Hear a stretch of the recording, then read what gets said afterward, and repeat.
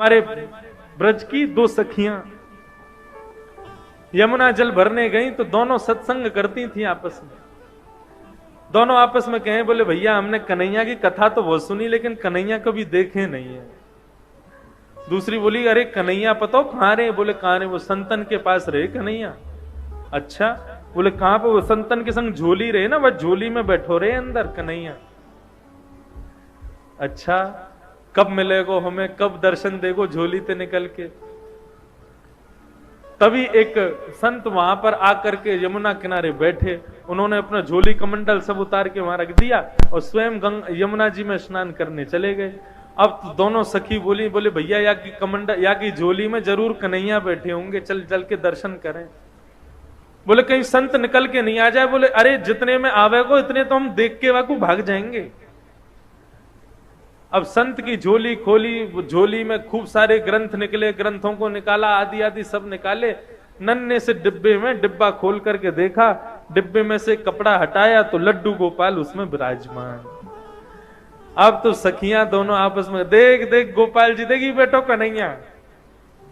अरे बहन कितना सुंदर है कन्हैया। नन्हे से गोपाल जी हाथ में माखन लेके बैठे, लड्डू गोपाल।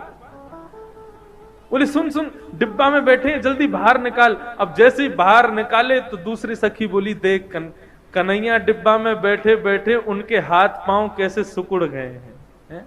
अब लड्डू गोपाल के तो हाथ पांव ऐसे ही रहते हैं, लेकिन गोपी का भाव कैसा? बोले देख हाथ पांव डिब्बा में बैठने से सुकड़ गए इनके। चल मेरे पास मक्खन रखो, इन्हें मक्खन से मालिश करके इनके हाथ पामन को सीधो कर दूं।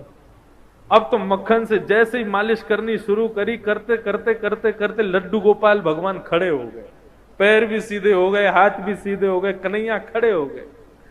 जैसे ही खड़े हुए इतने में संत आए, और संत जैसे ही आए तुरंत कन्हैया को रख करके डिब्बे में भागी वहां से। संत ने आकर के देखा तो लड्डू गोपाल, जो कि लड्डू गोपाल के रूप में थे, वो खड़े हो गए हैं। संत ने तो कहा कि अब उन सखी रुकती तो उनको प्रणाम करता, वो तो चली गई। प्रभु आज आपने बड़ी कृपा करी, आपने ऐसा चमत्कार दिखाया, आज ऐसे स्वरूप में दर्शन दिए। साष्टांग दंडवत करके जैसे ही चरण स्पर्श किए, संत का स्पर्श करते ही लड्डू गोपाल फिर से लड्डू गोपाल बन गए। संत के नेत्रों से आंसू बहने लगे, 2-4 घंटे रोता ही रहा। बोले प्रभु उन सखियों को यह तक नहीं पता कि आपके भोग के लिए मंत्र क्या बोलना चाहिए, आपका स्पर्श कैसे करना चाहिए, आपका भोग कैसे लगाना चाहिए। ऐसी अबोध उन सखियों के भाव से आप सीधे हो गए, और मैं जिसने आपकी प्राप्ति के लिए घर छोड़ा, परिवार छोड़ा, सब कुछ छोड़ के सन्यासी बना, मेरे स्पर्श करते ही आप फिर से लड्डू गोपाल बन गए। क्यों? आपको मैं प्रिय नहीं हूं? भगवान बोले अब तो बोलना ही पड़ेगा। तुरंत गोपाल जी बोलने लगे, बोले देखो हम आपके पास रहते हैं क्योंकि आप भाव से हमारी सेवा करते हो, लेकिन आप सदैव हमको मूर्ति मानते हो। उन सखियों ने हमको मूर्ति नहीं माना, इसलिए हम खड़े हो गए।